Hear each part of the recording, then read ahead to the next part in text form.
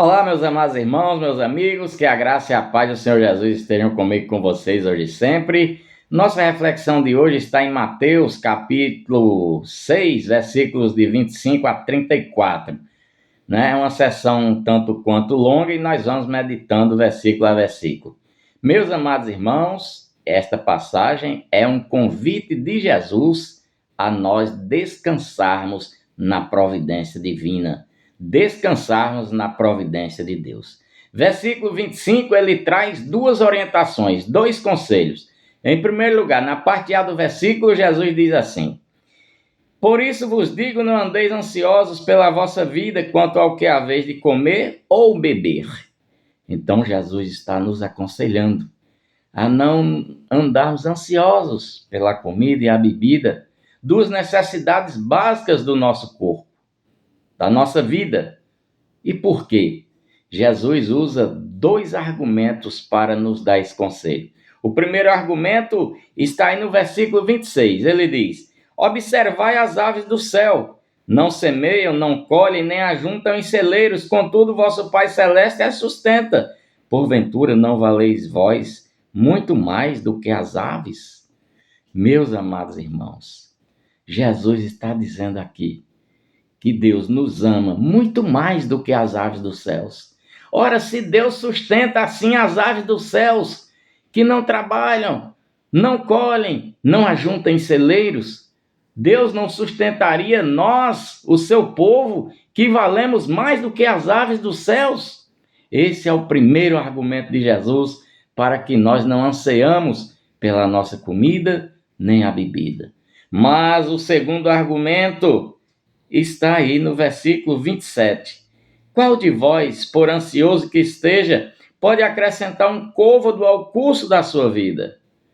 Meus amados irmãos, a nossa vida já foi determinada por Deus. A nossa vida está escrita no livro da vida. A nossa vida está sob o domínio de Deus. É Ele quem governa a nossa vida. Nós não podemos fazer nada para mudar o curso da nossa vida. Por que vocês estão ansiosos? Então esse é o segundo argumento de Jesus.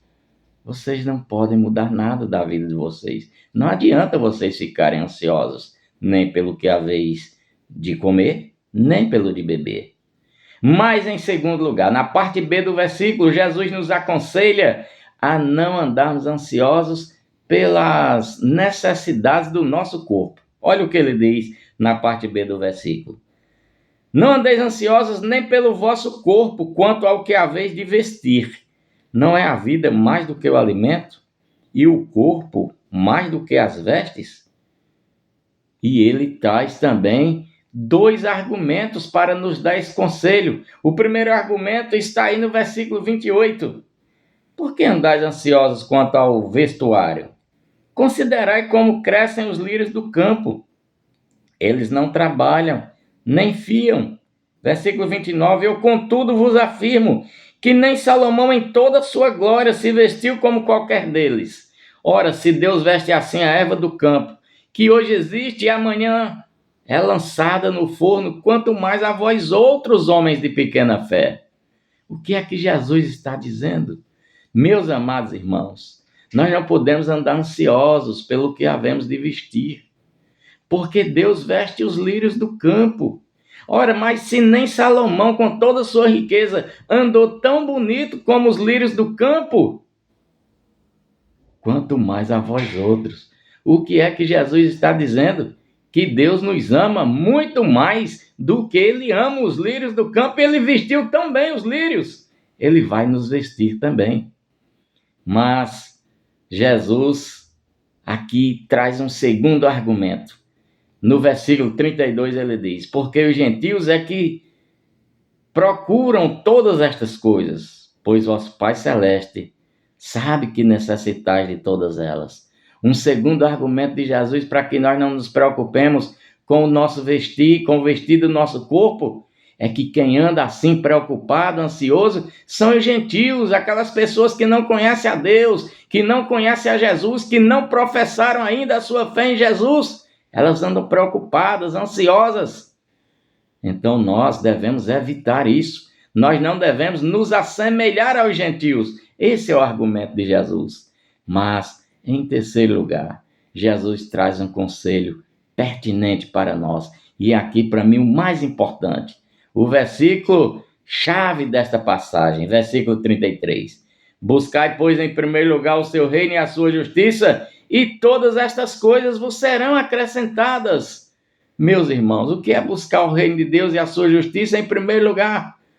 É ter uma vida devotada a Deus, é viver de acordo com os mandamentos do Senhor, é ter uma vida de intimidade com Deus, buscando os conselhos de Deus, buscando viver fazendo a vontade de Deus e pregando o Evangelho. Ter Deus em primeiro lugar é você ter como prioridade o crescimento do reino de Deus aqui na terra. E eu pergunto a você, o que é que você está colocando em primeiro lugar na sua vida? É o reino de Deus ou os seus interesses?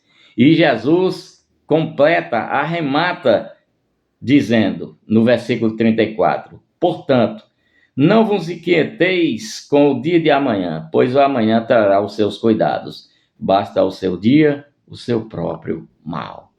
Meus irmãos, meus amigos, descansemos em Deus, porque Deus é suficiente para nos sustentar, para nos dar, para nos prover das nossas necessidades. Basta que nós busquemos o seu reino e a sua justiça em primeiro lugar. A pergunta é, nós estamos realmente buscando a Deus em primeiro lugar? Buscando o crescimento do reino de Deus em primeiro lugar? Qual é a prioridade da nossa vida? Vamos meditar nesta passagem. Que Deus abençoe a todos vocês, que a graça e a paz do nosso Senhor Jesus Cristo estejam comigo, com vocês, hoje e sempre. Deus abençoe a todos.